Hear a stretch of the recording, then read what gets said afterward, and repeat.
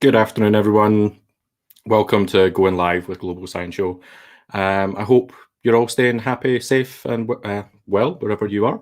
It's a weird day today, isn't it? Like 1 year since in the UK anyway, since we first went into our national lockdown. Thank you so much for joining us for that minute silence. If you weren't aware, there was a 12 p.m. minute silence here in the UK today. Welcome to the Going Live with Global Science Show. My name is Sam. I am the founder and coordinator for the Global Science Show, the monthly virtual science festival that allows scientists and science communicators all around the world to share their own little slice of science with you wherever you are. And today we've got another chat with two, not just one, but two amazing science communicators. We're going to find out who they are, what they do, and why they're awesome. We'll get them in just a little second. We're going to be here for around 30 minutes, a little bit longer. There's already people watching. Hello, welcome to come and join us for the chat. And if you're not watching live, hello as well for watching back. Thank you so much for that. I do that because StreamYard, where we stream this from, is like, remember to say hello to the people who watch it back later, not just the people who watch live. So I'm following the instructions. Got a lovely coffee again today. I've got my heat changing mug from Toy Story. So the aliens, you can see I'm about here in my coffee because these ones are going back into the dark.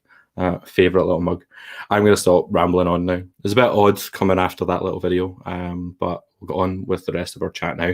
We're welcoming back someone from our very first episode today to chat with us. So we'll get them into the room very first. So say hello to Em Dixon.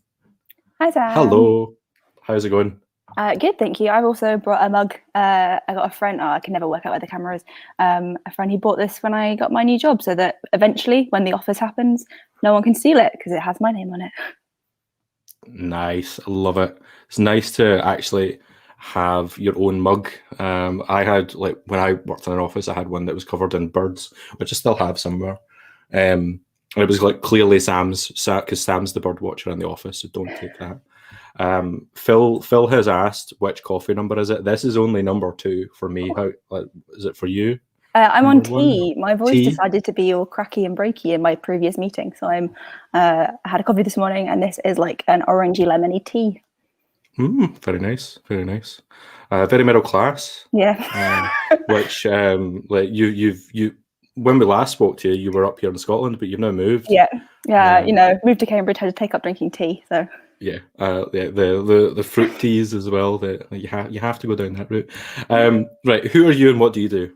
Hi, so I'm Em. I'm a science communicator. As Sam said, I previously lived and worked in Scotland, but I've just moved to near Cambridge. I work at the Welcome GM campus, and I mainly work with school groups and teachers and connecting scientists and schools together. Fab. Thank you so much for coming back to chat with us again. Thank you for having me back. And we have a second guest to welcome in. So say hello to our second guest for today, who is Sarah Cosgriff. Hello. Hello, Sarah. Thank you so much for having me. I am also on the coffee, but this is my mug of choice today. I felt it would be quite topical, but it was very hard to choose a mug. I'm not going to lie. I can imagine you having like quite a range, like, because we know you for like you've got the rainbow earrings and lots of pin badges and colourful dungarees. So I can imagine the same for coffee mugs being quite. Yeah, we have a bit of an issue that we actually have too many coffee mugs for where we store it at home. So although we do say we probably shouldn't get more mugs, we end up doing it anyway, and it's just overflowing. So I think some of my favorites have been my Element mugs. And it's really nice when you have a group of people around and be able to like bring out the whole set to them as well. So yeah. Since moving house, we in our previous place we didn't have enough space for mugs, so we got rid of a couple, and then thought, right, no more for a while. And then Christmas hit, and I obviously got this one at Christmas. My partner Francis got one from Hannah Ayub with like a specialized design on it. And we got 2. I think we got 4. I think we threw out 5, but then we got 4 new ones. Still don't have enough space. Anyway, right. Who are you, Sarah, and what do you do? Who am I? So I'm Sarah. I am a science communicator. I've been one for about 7-8 years. And like Em, actually, I mainly have worked with schools and young audiences. I've worked with teachers. So in terms of like a bit of my work history, I used to work on the STEM Ambassadors program. I then went to work on with the Princess Trust, working with youth workers, which was like a really great experience. Actually, I think that really shaped the way I think about science communication today. And now I work part-time for the Institute of Physics, so looking at Girls in Physics project, and I also freelance. So a lot of my last year has been training more than anything, but before the pandemic, I was doing show presenting, and I do just lots of bits of stuff. I mean, Sam, I think you can relate to this. When you're a freelancer, you just end up doing lots of bits of things. So yeah, that's very, like, I can very much empathize with that. I posted on Twitter about it earlier this morning. I'm recording a couple of bits of audio for a thing, and I was like trying to show how, if you're in a different scenario, how the audio sounds. So try to think about like podcasters or more kind of intimate sound. You want to be like under a duvet or in a cupboard. But my curtains were open when I was doing it, so we have like across from us there's another set of flats and they've got balconies on it. And there was a guy clearly watching as I like throw a blanket over myself and like sit at my laptop. And I'm just in my head thinking, what does he think I'm up to? Like, I promise I'm just recording a little thing on the microphone. Thank you so much, both of you, for coming to take part in our chat today. We're going to take this a little bit differently today. So we're going to talk about identity, or that's where I'm hoping to take it anyway, like identity and scicomm, and who we all are as individuals and how that comes to the science communication that we do. We've got a couple of hellos. It's nice when we get comments. Hello, Sarah Beth. It's really nice when you see those comments coming up at the side. Over the past year, I know that for me anyway, that I've gone through a lot of thinking and like being at home and thinking about who I am and how that comes into my science communication. And it still feels very weird saying it because I haven't really spoken to anybody in person about it really, other than my partner, is that I came out as bisexual, which was something that had always kind of been back there. Never really come into who I thought about me as a person, or like how it comes into my science communication, and I still don't know if it is relevant or if it will ever come into that. But that's what I was hoping we could speak about today, because I know, Sarah, you've had something similar going on over the past couple of months to a year.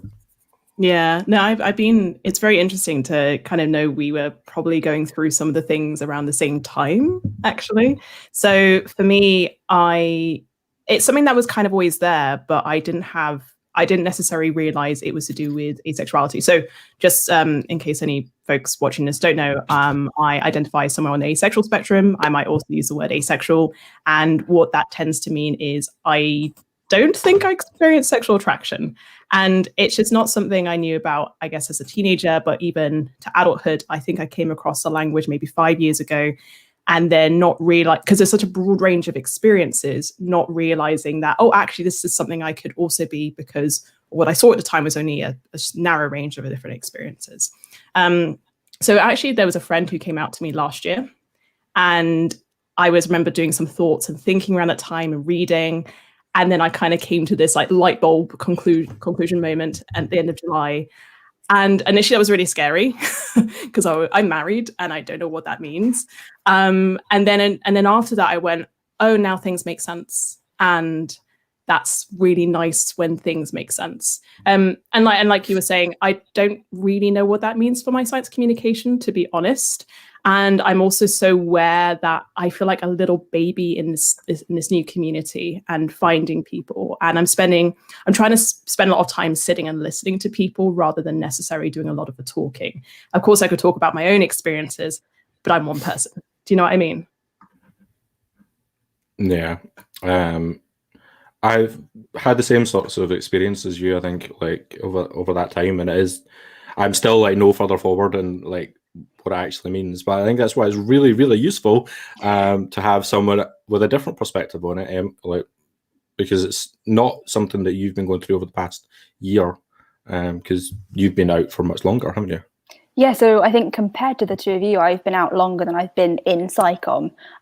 So I first realised I was queer in some descriptor when I was about 19. So I was still at uni. I hated it for a very long time. I didn't speak to anyone about it for like a very long time, and then sort of fell out of the closet to a friend on holiday because I thought she knew, and she really didn't. And I was like, I think like guess. And she was like, I have no idea what you're talking about. So after a very sort of long-winded conversation, I sort of fell out of the closet to her.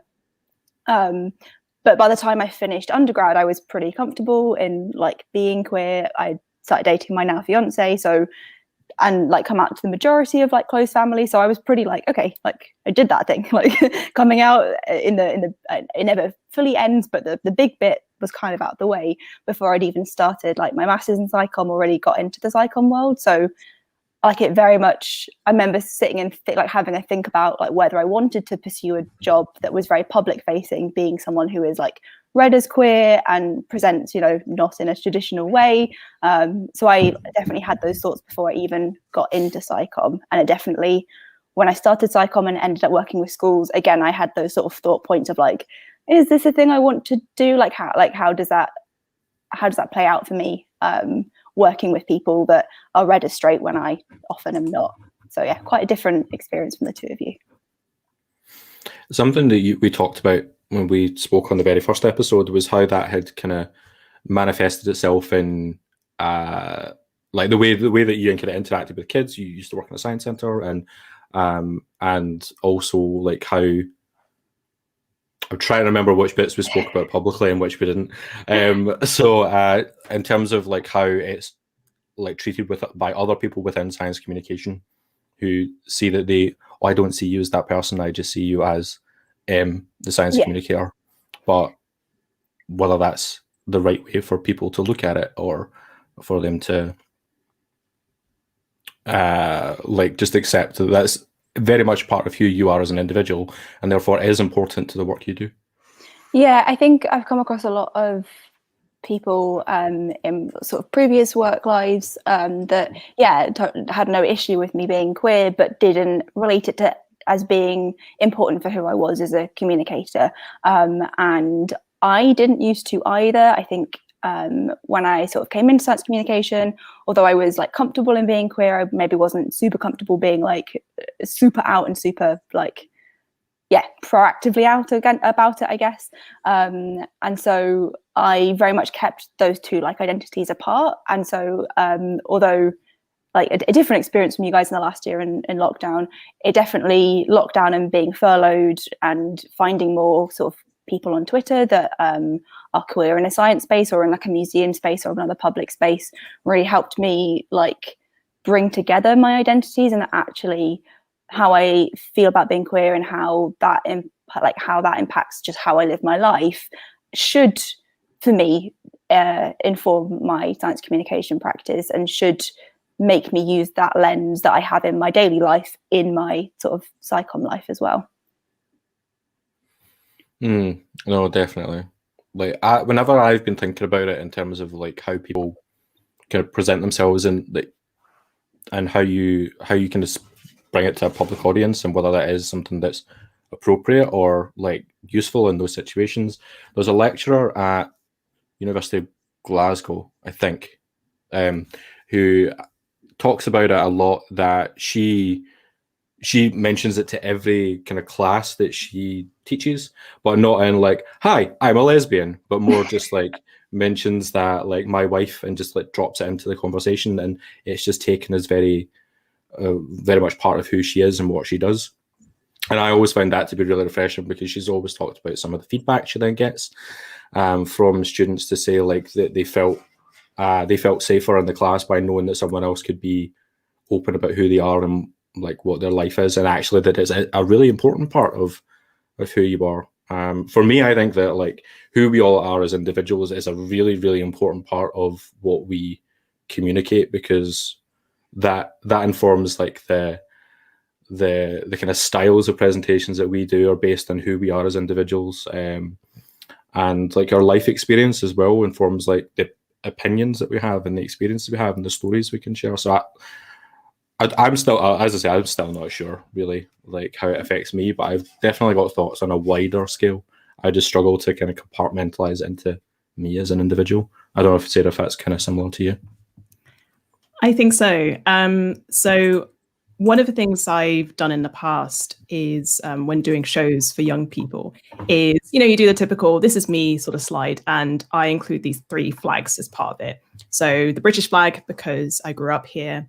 And then I had the Philippine flag because my mum's side of the family are Filipino. And then the Australian flag because my dad was originally from Australia, although that's not really something I strongly identify with. The reasons why I bring those up is because of who I might have in my audience. I want to talk positively about being an immigrant, especially when you don't necessarily see immigrants positively portrayed in the media.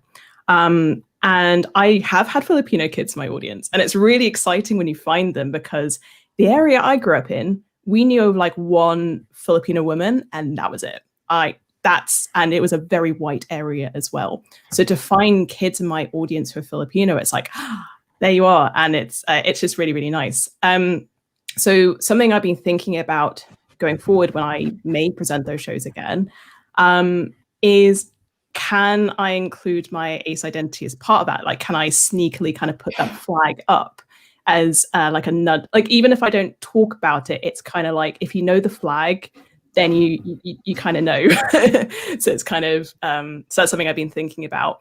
The thing it's not quite as easy to drop into conversation being asexual. It feels like almost like an announcement you're making, and it also feels so personal talking about it. So I'm not surprised that not many ace people necessarily come out, but also the stigma that comes with that. So it not being a believed identity, or like for myself, I'm heteromantic and ace, that, oh, well, you don't count as this from the wider community, and you don't count in this space. So one of the reasons why I think about sort of talking about it, the reason why I've come out and why I want to talk to be out to young people as well, is because of that. But I'm also kind of aware that it's absolutely fine if you never want to come out as ace. There might be some people who might be out as another identity and may not ever come out as ace, or are not able to. So that is something I do think about, and I don't think I quite realized until quite recently how many people, how we don't see that many people talk about being ace actually in a lot of events. And I realized this when I spoke at an event and seeing the comments, and then realizing, oh, this is something that's not talked about. So it's something I've been thinking about, of how do we do that, as well as not pressuring people to not feel like they have to talk about it. Does that make sense? Yeah. Yeah. I think what you said about including an ace flag, but not necessarily talking to it. I think you're showing it to people that need to see it. So I did a careers talk, and it was very, very, very short because there was a few people doing it. So on my slides, I had 6 points I wanted to talk about. So I made them all the rainbow flag, knowing that 90% of the kids wouldn't notice it, but the 10% that did were probably the 10% that needed to notice it. So I think there's ways of doing that where you're not saying, oh, here's an ace flag, blah, blah, blah, you need to come out too. It's just a sort of this exists, and 1 or 2 kids that do spot it might just take a piece of comfort from seeing it. We've had a comment which from someone watching, saying that they came out ace to their parents 3 times and they forgot every time. Just completely forgot every time. Oh wow, that feels very real. When I came out to my mum, I don't think she quite get that was coming out to her, to be honest. So I really relate to that. Thank you for whoever shared that. One thing that actually it'd be really interesting to hear your thoughts on it, Sarah, is that you've started an Aces in STEM Discord. That's something that yes. So we have a Discord server. Please get in touch if you're interested in joining. So myself and Jasmine Scarlett are admins on the Discord. It's really lovely because we on Saturdays we watch Leverage. It's a TV show set. It was in the late 2000s. Have a social once a month. They've started RPGs through it. But I think the thing for me is, oh wow, there's a lot of us. There's a lot of us out there. And that's one of the things I've really liked about the Discord. Something I'm going to be doing for International Asexuality Day on the 6th of April is actually feature some ace and STEM profiles, very much inspired by the Global Science Show, actually. I'm going to follow pretty much the same format they're doing. But yeah, and I've had quite a few anonymous submissions, which is really encouraging, actually. So the numbers of people that you've got doing that is just absolutely amazing. So like massive congrats. And are you're still looking for people for it, or have you got enough now? You got enough. Like that was a yeah. I don't think I can fit any more in. I won't say no, but I have a lot. I think the last count was 57 actually. Wow. Yeah, which is ridiculous because I was just, and the time it took to get to that number was amazing as well. So just thank you to anyone who's submitted so far. It's really greatly appreciated. As someone who has had to regularly wrangle with like individual posts from people, I know that that's a lot. So yeah, that's enough. I think I don't think you need any more. I just think back to like the very first Global Science Show when we had over 100 people, and that was like the most like I don't know how I'm going to manage this sort of thing. So yeah, 57, pretty good. That's really. What's the date for that? That is the 6th of April. Yeah, Tuesday, 6th of April. Yeah, fab. And it'll be the first. It'll be the first International Asexuality Day. There's Asexual Awareness Week, which is I've forgotten which dates in October. Been running for about 10 years, I want to say. Yeah. Awesome. So following on from the kind of the Discord server and how that has created a really nice community, that's something that I'd really like to pick up on. Again, I know we talked about this at the very beginning, is that there seems to be a lot of queer people in scicomm, that there seems to be a lot of us, and like, why is it? Is it just that we're all a bit different and weird and pushed towards this, or like why are there so many queer people in scicomm? I have found it since coming out that the support, like the kind of really nice level of support within this community, is something I just did not expect to see happen. Like whether it is just people liking a tweet when you said it, or someone sending you a message, or having people like you to speak to, and like Sarah particularly at the time, like having someone there that was very, very happy to just chat about it. Like I think it's been one of the most important things. I think there's a very special group within scicomm that are very supportive. I don't know how you both feel about that as well.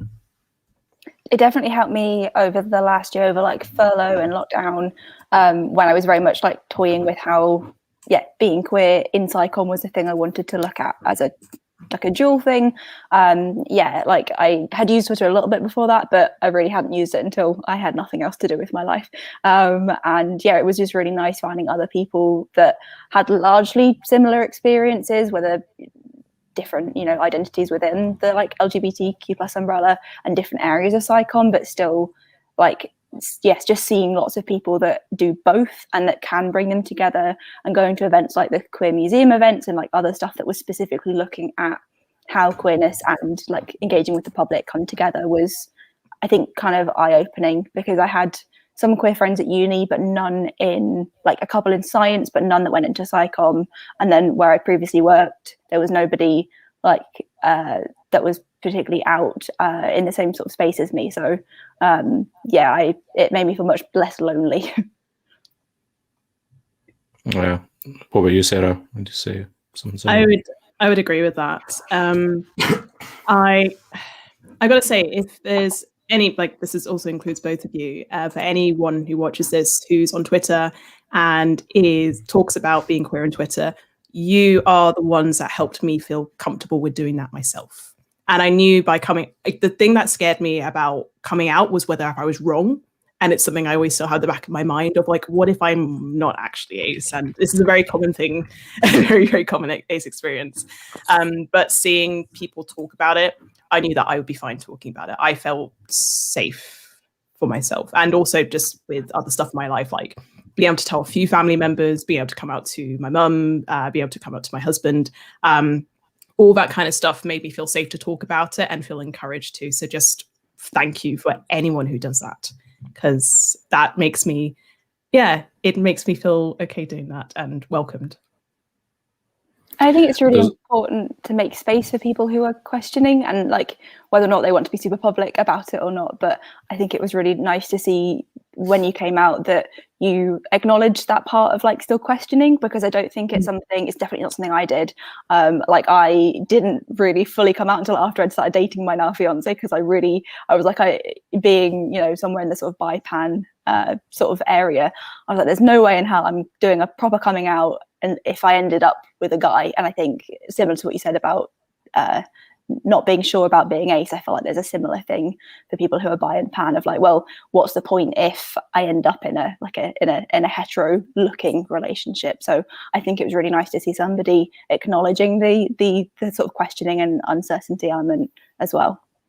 Yeah, and I should say that anyone who's questioning as being aspec, like even if you're like, I haven't got any labels, I'm just want to be able to talk to people about it, they are welcome to come to the Discord server. That's the thing. I absolutely agree that it's really important to make space for questioning people and make them feel like, you know, you, even if you don't necessarily have a label for yourself yet, it's like, but you know, you are still welcome as community. You are still welcome to come and talk to us, because you know, that's what I wanted for myself. And part of the reason why I think I came out is because I just wanted to say, hey, I really want to talk about this with other people. I've been stuck in my head for several months and I just want to talk about it. Please, can somebody help me? Yeah, I know that feeling very, very well. Something that I really like enjoyed reading through, is I know you've done a couple of times, Sarah, as you've been talking about kind of the history of asexuality, and I think that's a really important thing for us to see more of, and to actually have the communication about these identities and what that actually means. And because I know there's, and as you mentioned, you've kind of alluded to earlier, with bisexuality as well, there's still a lot of stigma within the LGBTQ plus community, like big organizations that really don't support these communities, or like Stonewall for one being one that are particularly not great. So I've really enjoyed seeing like resources like that you've put out that have allowed me to understand a little bit more about what does that identity actually mean. So I'd like to see more of that, like within science communication, but also just generally within any sort of kind of advocacy and people talking about what identities actually mean, because I think there's so much confusion out there for people. I think a lot of the time the resources don't come from the people themselves, because, you know, I think the LGBTQ plus community is often sort of bunched in together, that someone would be like, oh, well, they're gay, so that's fine that they can write about asexual people. It's like, well, yeah, they might have a little bit more insight than someone who doesn't identify within the community, but it's much more valuable to hear from someone who identifies as part of that, even though obviously, Sarah, you're one person with one experience, it's still better than someone without that lived experience at all. Yeah, and something I do think about is I will often go to the Discord server with questions like, actually, I saw this definition of asexuality. What do people think about it? Because, and that's one of the things I remember posting up on there. I have been thinking about, like how it has been communicated, like how, like, so the sort of intersection of asexuality and science communication. I saw an interview done with David J., who is the founder of AVEN. That's the Asexuality Visibility Education Network. It tends to be one of the first places to look when you're looking for ace resources, but also a forum of people. And he talked about how there was a study done, which I think showed that 1% of the participants were asexual, and the New Scientist wanted to write about it and interviewed him amongst other people. And when the press release went out, he got phone calls, he got tons of emails, and it kind of put asexuality a bit more on the map in the UK. And I thought that was really interesting about how, like, so a science magazine raised that profile by reporting on some science research. And so that was kind of a way in which I saw positive outcomes for ace folk through science communication. And something I've kind of thought about over the years is kind of like, what are the purposes of science communication apart from communicating the science? And that story, yeah. I'm starting to feel my eye twitching right after coffee.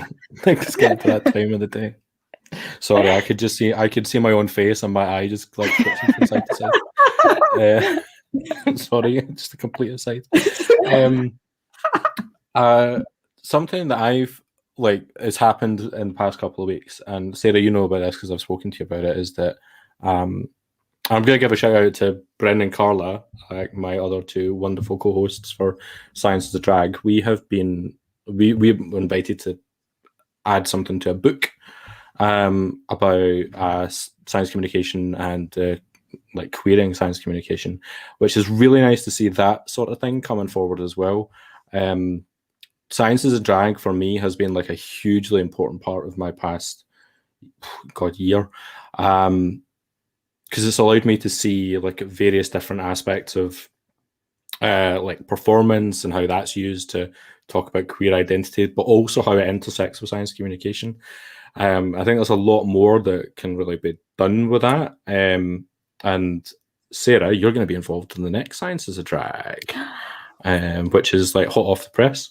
And I just have really enjoyed the opportunity to bring the two together, to one, give a platform for people that are generally like left out or not able to perform something in the way that they want to, or to do it in a completely different way, or to talk about a subject that might be not like usually brought up in a public sphere. And one of those that I really enjoyed from our last show that no one else had seen this except for the act and for me was Pollination, or Lewis Bartlett's act on that one. And to see that really interesting way that you can actually talk about a really important bit of science, but doing it in a fun, queer way was brilliant. So I'm really, really like happy to be part of an event that's allowing to do that. But I'd love to see more events that do this sort of thing. I think, like as you mentioned, the kind of history side of it's doing really well. I'd love to see more of it in science communication. Yeah. Sorry, that was just like a complete aside because it had just been in my head. We're past past already, and we've had like loads of people watching and lots of lovely comments. Is there anything you folks would want to add before we wrap up for the day? Do you go first, Sarah? I would essentially just drawn a blank. Oh gosh, I don't know. Sorry, put you on the spot there. I guess the final thing I guess two things is if you are somebody out there who is questioning or want to meet other ACE folk, please get in touch, please DM. I would love to hear from you, and you can find me through Twitter. But also I do like the thing I want to do going forward, and I would love to talk to people about is about how sort of thinking about science and validate how that can be used to validate queer identities and if that is a good thing or not. And I don't know the answer to that, but would love to talk to people about that. And I'm trying to also get through the research on ACE people, and yeah, to kind of try and form my thoughts and opinions around that. I would say that science is not everything. So I think we already know that there's that. But I also know that I found community and language for myself without science. It's the people who were there. So yeah, so I'd love to chat to anybody about that if they are interested. Oh, let's see the banner down the bottom. They can find me. Fab. Yeah, I guess similar. I don't run a Discord or anything as exciting as that, but if anyone wants to just chat about being queer or questioning in scicomm or science or just in life, then my Twitter handle's always open. I had a few people message after the last one of these. So yeah, I'm always happy to sort of chat. I've also constantly thought, well, not constantly, again, over furlough and lockdown and everything, whether having a dedicated Twitter space for sort of queer people in scicomm would be of interest to anybody. It's not something I think I can run by myself, but if people think it's useful, then I'm happy to look into that, because I think there are a lot of us on Twitter, but I think there's often queer and STEM sort of areas, but not so much sort of queer in scicomm. So if anyone is interested in that, my Twitter handle will be, it's somewhere here. You can find me on Twitter. I think that'd be a really good thing. I think it'd be really nice to have that dedicated space because, as you say, there's a lot of like your Pride and Stems, your STEM villages. They all do great things, but they're very much about science, not the scicomm. So no, I think it'd be a great thing. I agree. Awesome. Right. Thank you so much for both of you for coming along to have a chat. Time has gone really quickly. It's also really warm in this room all of a sudden. So I'm going to head to open a window. Thank you so much for coming along to have a chat. I'm going to use the power that I have to go, bye, Em, and bye, Sarah. Thank you so much, folks, for watching. We've had loads of you watching, which is fantastic. Thank you so much for tuning in. Yeah, what a lovely chat. What a lovely pair of people to have along to have a chat as well. We'll be back again on Thursday at 12 p.m. for another lovely chat. If you would like to be a guest, as always, we're always looking for new people. We're now up till June, so you'll be waiting a while if you want to come and chat. But if you're interested, you can get in touch at Global Sci Show on Twitter, send us a DM, and we'll get you on as a guest. For now, though, I'm going to end the show and say take care, and we'll see you soon.